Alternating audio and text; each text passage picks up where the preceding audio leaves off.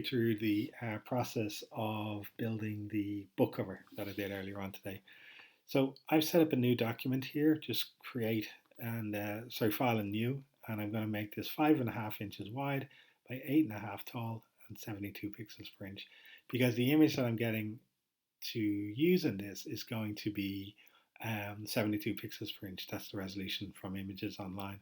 Create, and I'm going to I've got to go back to Chrome, and I'm going to use this image here.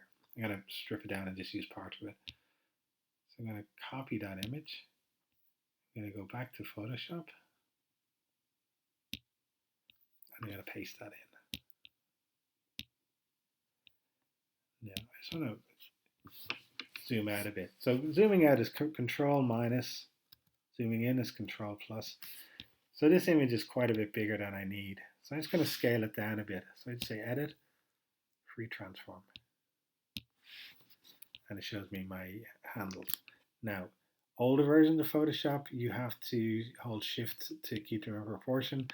Newer versions, it automatically stays in proportion unless you press Shift, and then I hold Shift now, I can stretch it in any way I want. If I let go, it scales in proportion. So and when you've got it the size you want, you just press Enter.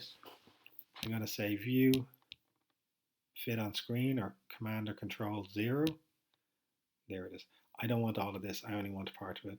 So I'm going to use my eraser to get rid of bits I don't want. I just want the fly on the left.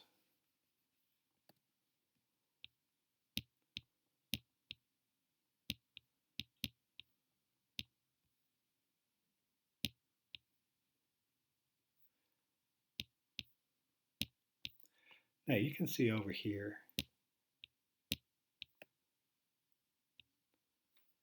I want the bigger ones. Okay, so you can see over here that says, if I turn off this background layer, you can see all the white that I didn't get.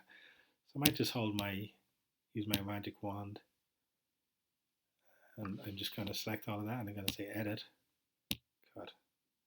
Now I probably took a bit too much, so I'm going to undo that. Bring my tolerance down to about 10. Deselect. And now when I selected, you see last time I went into the wing and it deleted some of that stuff. And I'm going to hold Shift key down and get this bit. And I'm going to cut those away. And there he is. I'm going to turn back on the layer below. And there he is. So I want to get rid of all of that white in there as well. So I'm going to use the color range thing to get rid of that. So select color range. And I just want to tap the white here. And anything that's white showing up here is going to be selected. And then I just say Edit, Cut. It's gone. Looks the same, but all those white bits are gone now. So what I want to do now is I want to add in some text. So I'm just going to move this into the center. Okay. And I'm going to change my color to black.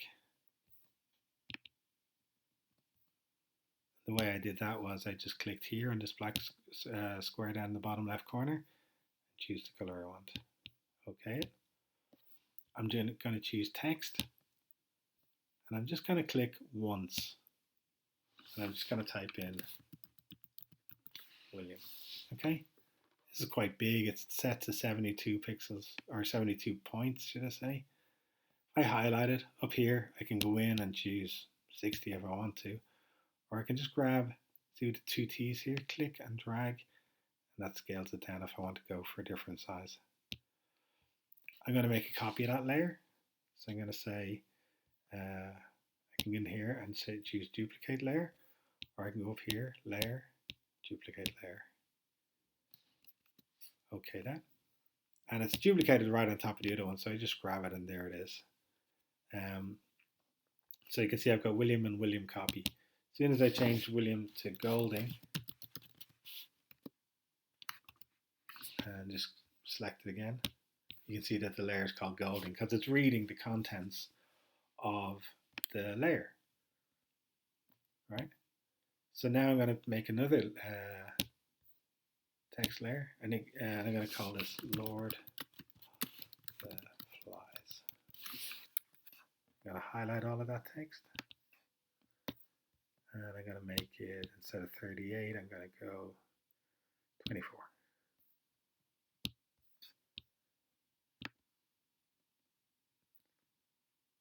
That's the center of the page. Now my William and Golding here, I just placed there just to see what they'd look like. I'm going to move those around a bit.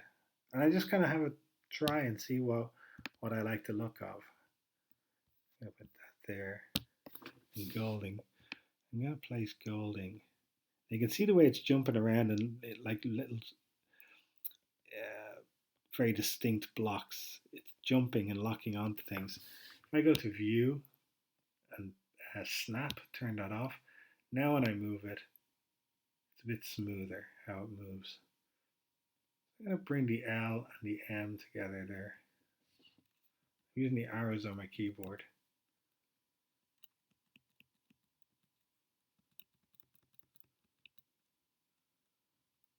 And I'm just kind of trying things out really. It's my arrows on my keyboard. I can just grab the text and place it somewhere if I want to. And with Golding, and I'm just trying things as they occur to me. I'm not necessarily saying that I'm right to do this, but so that's Adobe Garamond, but it only has one weight to it. So I'm going to change that to, let's say, Arial Black, and I'm going to change William to a different Arial. Arial Narrow. Because they're two versions of the same font. They're in the same family.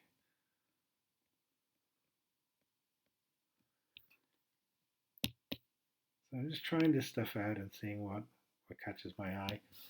I don't really like that, so I'm just going to go back a few steps.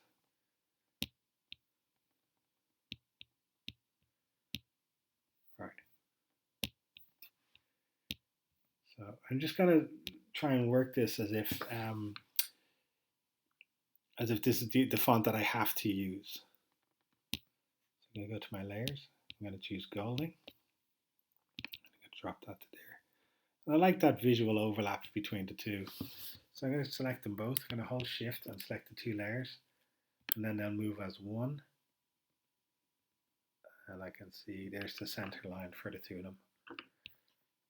So what else can we do to this? I quite like it. It's quite simple. But let's try one other thing. I'm going to get the Penguin logo.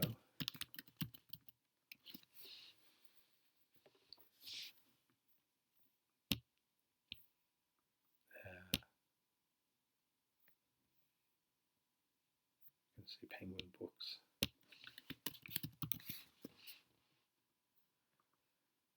Okay, I like this Penguin Classic one here, but that's got a transparency on it. That checkerboard tells me it's got a transparency on it. That one doesn't. All right, yeah. I'm going to copy that back to Photoshop, and I'm going to say Edit, Paste. Way too big.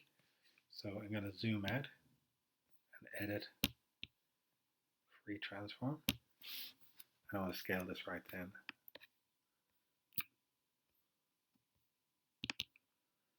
So it's the wrong size, but for now I'm just going to hit enter and I'm going to get rid of all the white around the edge of it. So I'm using my magic wand. I click on there. You can see it's selected all the white there. And I just cut that away. So now I just kind of tuck that into the corner. Bit there.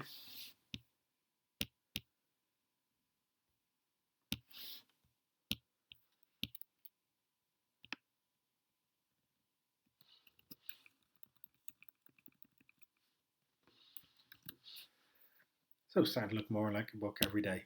So let's try a few things. I'm going to go to the background and I'm going to give that a fill.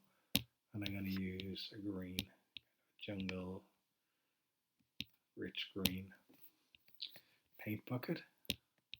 Fill it in.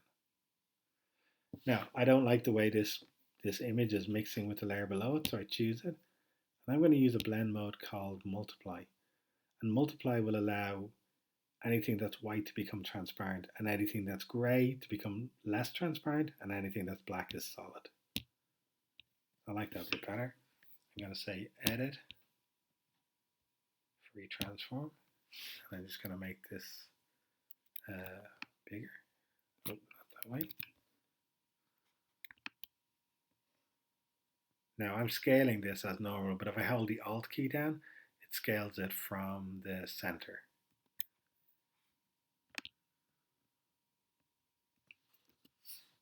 Right, so let's go back to here, and I'm going to look up jungle texture.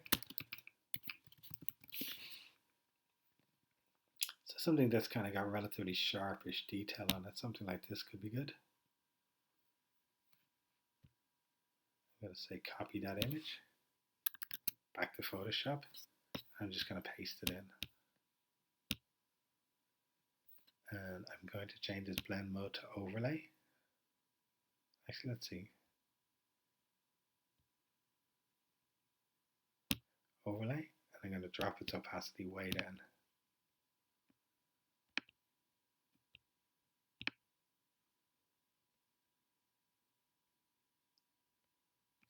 So it's 7% in there. If I turn it off, just adds a little bit of texture to it. If I go to the layer that my logo is on,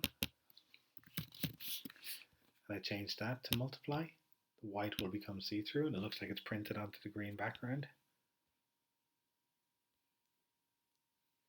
Now let's try something else. I'm going to go to the layer here. I'm going to make a layer above it. I'm going to use the elliptical marquee. I'm just going to draw, not the elliptical one, the rectangular one. I'm just going to draw a box slightly taller than the text there. I'm going to fill that in white. And these are just things that are occurring to me as I'm trying this out. There's no plan here. Okay, so I deselect it. So I've got this white stripe here, layer here. I'm just going to drop that down a bit, the opacity. And it can highlight that text a little bit. But then again, now I'm thinking I don't like it. So I kind of tend to turn them on and off and see better with or without. I don't know. I'll leave it off for the moment. And that's my first attempt at it. I could add more in. I could be more abstract with it, whatever it is. I could try out different things with text. Let's see what William Golding looks like now in white.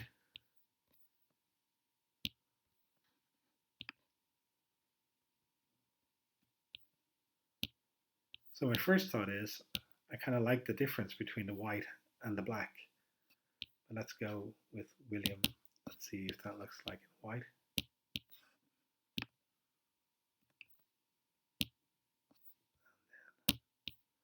That's standing out a lot better now. Lord of the Flies. Let's try that in white.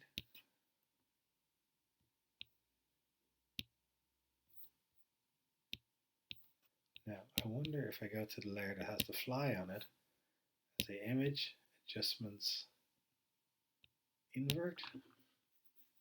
No. Yeah, I think I like it better with the white text on the front. It just gives it a bit of relief against the dark image of the fly and the textured under the leaves underneath. So that's how I would mock up something to begin with. And if you think about it, look at the layers. Background layer in green, the jungle layer on top, and I changed that to overlay and dropped its opacity way down. I've got my white stripe, which I didn't use in the end. I've got my image of the fly set to multiply. I've got my text layers, got my logo, and my title. So 3 pieces of text, a logo, the fly, the texture, and the color. Fairly simple, but it's just how you organize them, you know. And so that's what we did today. So I just wanted to go over that again. Thanks.